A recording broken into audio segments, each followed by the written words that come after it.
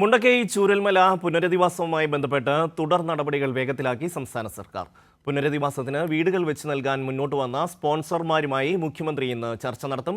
കേന്ദ്രം ഇതുവരെയും സഹായം നൽകാത്ത സാഹചര്യത്തിലാണ് സംസ്ഥാന സർക്കാരിന്റെ നടപടി. ഇന്ന് ചേരുന്ന മന്ത്രിസഭാ യോഗത്തിൽ മുണ്ടക്കൈ ചൂരൽമല പുനരധിവാസ പദ്ധതിക്ക് അംഗീകാരം നൽകിയേക്കും. ഷീജ ചേരുന്നു.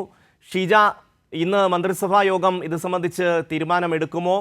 അതുപോലെ തന്നെ സ്പോൺസർമാരുമായി മുഖ്യമന്ത്രി ചർച്ച നടത്തുന്നത് എപ്പോഴാണ്?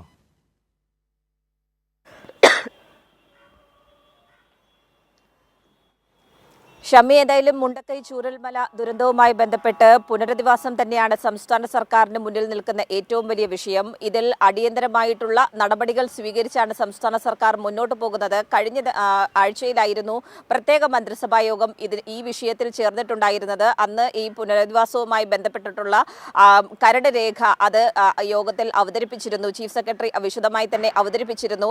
ഇതുമായി ബന്ധപ്പെട്ടുള്ള കാര്യങ്ങളിൽ ഇന്ന് അന്തിമ അംഗീകാരം ഇന്ന് ചേർന്ന മന്ത്രിസഭാ യോഗം രാവിലെ 10 മണിക്ക് മന്ത്രിസഭാ യോഗം ആരംഭിച്ചിട്ടുണ്ട്. ഈ മന്ത്രിസഭാ യോഗം അംഗീകാരം നൽകും എന്നുള്ളതാണ് മനസ്സിലാക്കാൻ സാധിക്കുന്നത്. അതിനൊപ്പം തന്നെ ഇന്ന് നിർണായകമായ മറ്റൊരു ചർച്ച കൂടി നടക്കാനിരിക്കുന്നു.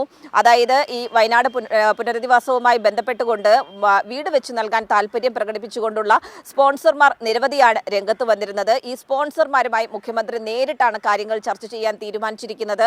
ഇന്ന് ഉച്ചയ്ക്ക് 12 മണിക്ക് മുഖ്യമന്ത്രിയുടെ കോൺഫറൻസ് ഹാളിലായിരിക്കും ഈ ചർച്ച നടക്കുക. ഇതിൽ കൃത്യമായ രീതിയിൽ ഏത് രീതിയിലാണ് ഈ പുനരധിവാസം സർക്കാർ ലക്ഷ്യമിടുന്നത്, ഏത് രീതിയിലാണ് ടൗൺഷിപ്പുകൾ യാഥാർത്ഥ്യമാക്കാൻ സർക്കാർ തീരുമാനിച്ചിരിക്കുന്നത്, ഇത് സംബന്ധിച്ചിട്ടുള്ള പ്ലാൻ ഒക്കെ ഇവർക്ക് മുന്നിൽ അവതരിപ്പിക്കുന്നതായിരിക്കും.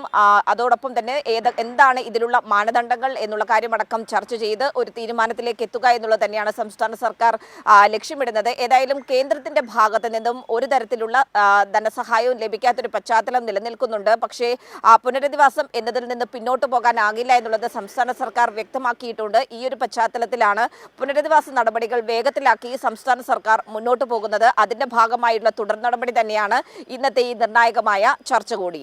ഷമി, ഷീജ, അതായത് കേന്ദ്ര സർക്കാർ നമ്മളെ സഹായിച്ചാലും ഇല്ലെങ്കിലും വയനാട് പുനരധിവാസം സംബന്ധിച്ച നടപടികൾ വേഗത്തിലാക്കാനും എത്രയും പെട്ടെന്ന് തന്നെ അവർക്ക് പുനരധിവാസം ഒരുക്കാനുമുള്ള നടപടികളാണ് സർക്കാർ സ്വീകരിക്കുന്നത്.